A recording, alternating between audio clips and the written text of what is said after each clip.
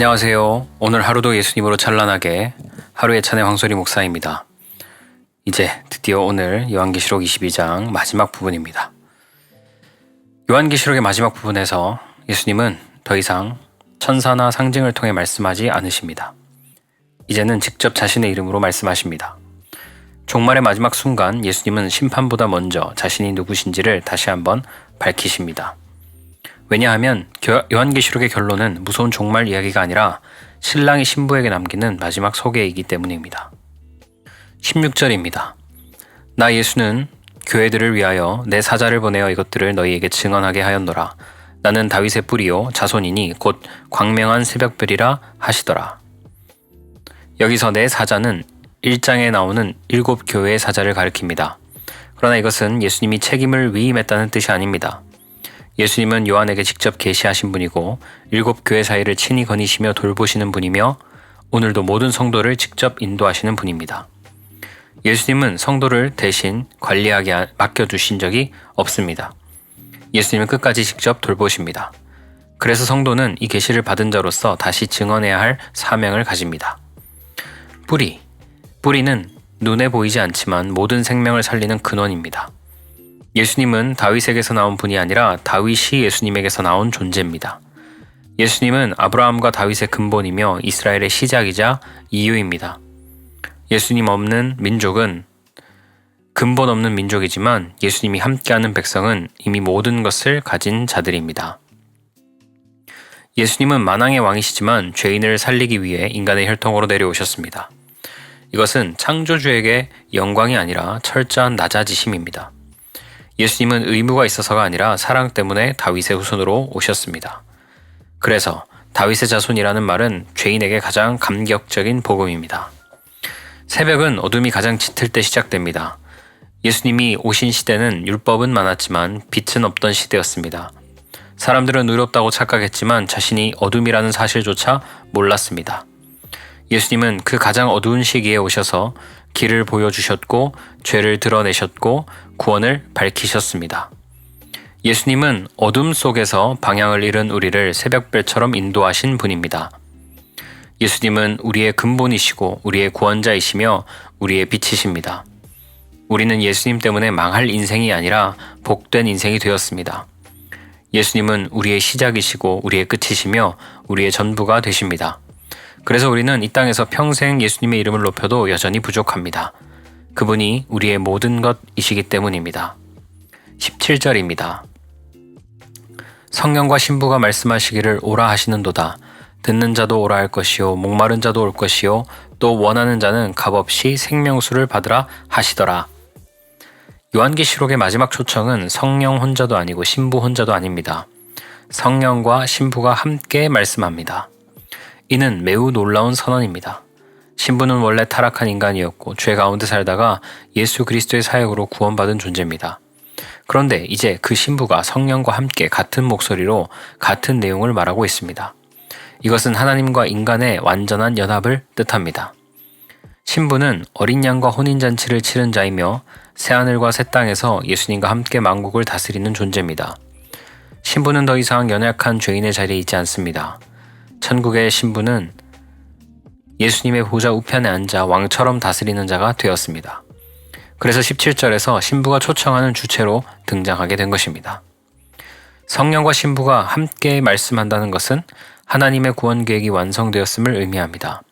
성부 성자는 하나이시고 성자와 신부도 하나가 되었으며 성령은 그 연합을 완성하십니다. 예수님께서 아버지와 하나이신 것처럼 예수님과 연합한 성도도 하나님과 하나가 됩니다. 이것은 인간이 신이 된다는 말이 아니라 하나님의 생명과 영광에 참여하게 되었다는 뜻입니다. 얼마나 감격스럽고 얼마나 은혜로운 말씀입니까? 그래서 17절에 오라는 단순한 초청이 아닙니다. 이 말씀은 마치 우리보다 먼저 세상을 떠나는 신앙의 선배들이 천국에서 손짓하며 부르는 것처럼 들립니다. 그들은 지금 예수님과 함께 있고 왕노릇하며 우리를 기다리고 있습니다. 그리고 말합니다. 오라!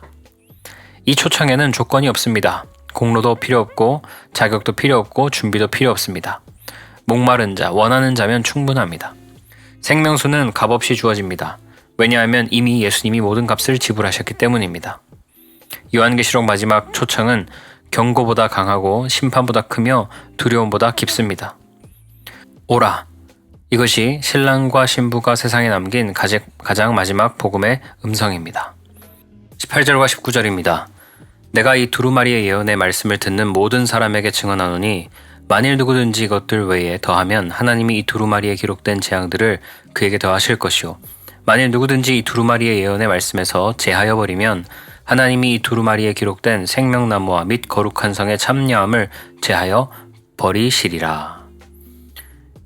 이 본문의 초점은 누구인가가 아닙니다. 기존 해석은 이 본문을 요한계시록 자체에 가감하지 말라는 경고 혹은 교리를 왜곡하는 이단에 대한 경고로 이해해왔습니다.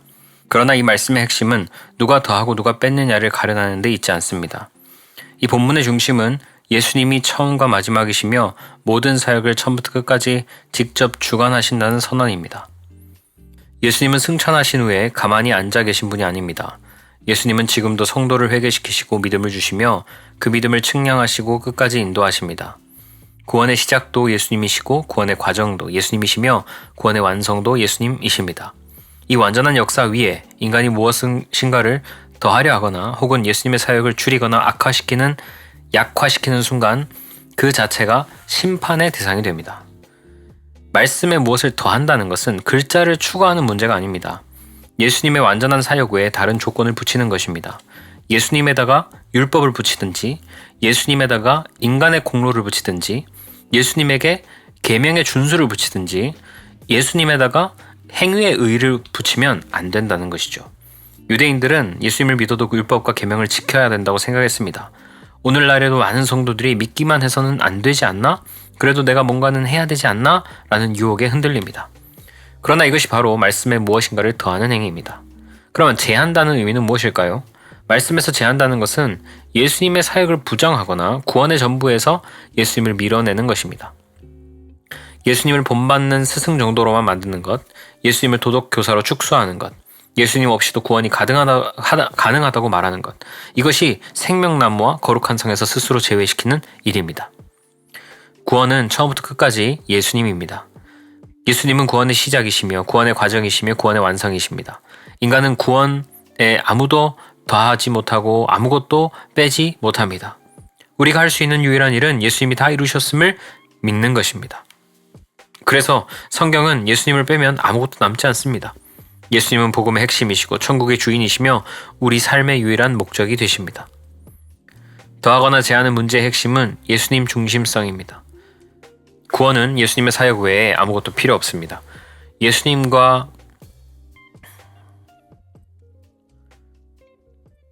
유일한 삶의 목적이 되신다. 여기까지 하고 그 다음 요한계시록의 마지막 경고는 두려움을 주기 위한 말씀이 아닙니다.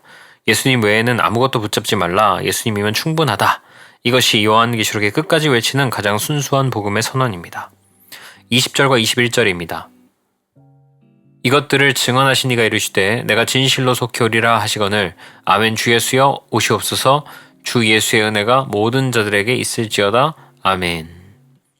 22장 20절에서 다시 한번 예수님은 재림의 약속을 확정하십니다.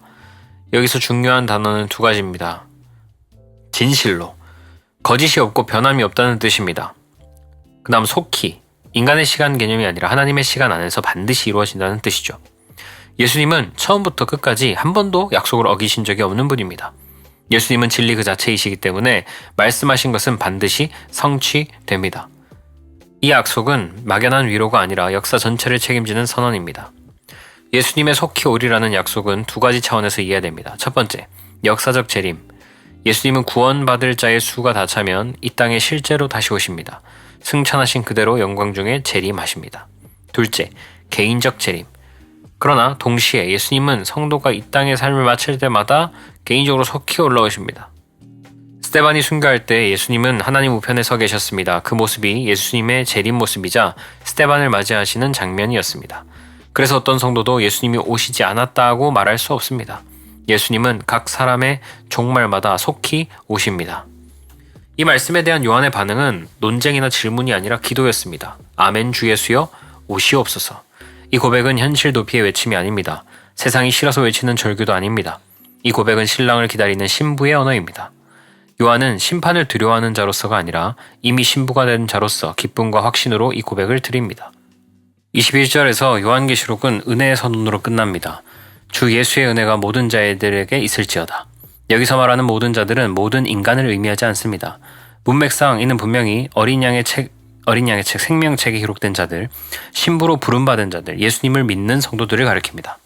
예수님의 은혜는 무차별적으로 뿌려지는 것이 아니라 택한 자들에게 확실하게 임하는 은혜입니다. 요한계시록은 심판으로 끝나지 않습니다. 경고로 끝나지 않습니다. 은혜로 끝납니다. 처음에도 예수님, 마지막에도 예수님, 시작도 예수님, 완성도 예수님, 구원도 예수님, 재림도 예수님, 천국도 예수님, 은혜도 예수님입니다. 요한계시록 22장 20절에서 21절은 성경 전체를 관통하는 복음의 결론입니다. 요한계시록은 두려움을 주기 위한 책이 아닙니다. 미래를 추측하게 만들기 위해 준비된 책도 아닙니다. 요한계시록은 신랑이 신부에게 끝까지 사랑을 확증하는 책입니다. 처음부터 끝까지 예수님은 말씀하십니다. 내가 너를 안다. 내가 너를 택했다. 내가 너를 끝까지 책임진다. 내가 진실로 속히 오리라. 우리는 이 땅에서 연약하고 흔들리며 살아갑니다. 때로는 믿음보다 두려움이 앞서고 소망보다 현실이 더 크게 느껴집니다. 그러나 요한계시록의 마지막은 우리의 상태로 끝나지 않습니다. 예수님의 약속으로 끝납니다. 주 예수의 은혜가 있는 모든 자들에게 있을지어다.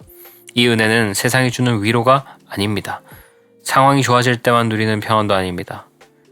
이 은혜는 신랑이 신부에게 주는 영원히 취소되지 않는 은혜입니다. 그래서 성도의 마지막 고백은 두려움이 아니라 소망입니다. 체념이 아니라 기다림입니다.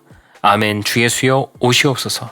이 고백은 도망치고 싶어서 외치는 말이 아니라 이미 예수님께 속한 자가 기쁨으로 드리는 신앙의 언어입니다. 우리는 이 땅에 영원히 머물 사람이 아닙니다. 우리는 나그네이고 우리에겐 본향이 있습니다. 예수님이 기다리고 계시는 곳, 신랑이 기다리고 계시는 그곳이 바로 우리의 집입니다. 오늘도 이 땅에서 사명을 감당하며 살아가십시오. 그러나 마음엔 늘 하늘을 향해 두십시오. 왜냐하면 신랑은 이미 준비를 마치셨고 신부를 기다리고 계시기 때문입니다. 기도하겠습니다. 사랑의 주님, 감사합니다. 요한계시록 1장부터 22장까지 달려오게 하시고 이제 드디어 오늘 마무리하게 하시니 감사합니다. 22장을 통해서 예수님의 그 사랑, 예수님의 그 은혜를 알기에 우리가 그 예수님을 간구하고 바라고 찾고 구하는 것은 당연한 일입니다. 오늘도 이 땅 가운데 주님이 주신 사명을 감당하며 살게 하시고, 그러나 우리의 마음이 이 땅에 있지 않고 저 하늘 저 천국 하늘에 있어서 기다리고 계시며 준비를 마치고 계신 신랑 예수를 생각하며 새 힘을 얻는 하루가 될 수 있도록 주님 도와 주옵소서. 지금까지 요한계시록 인도해 주신 주님께 감사드리며 모든 영광과 감사와 찬양을 올려드립니다. 주님 홀로 영광 받아 주옵소서. 감사드리며 생명 주신 예수님 이름으로 기도합니다. 아멘.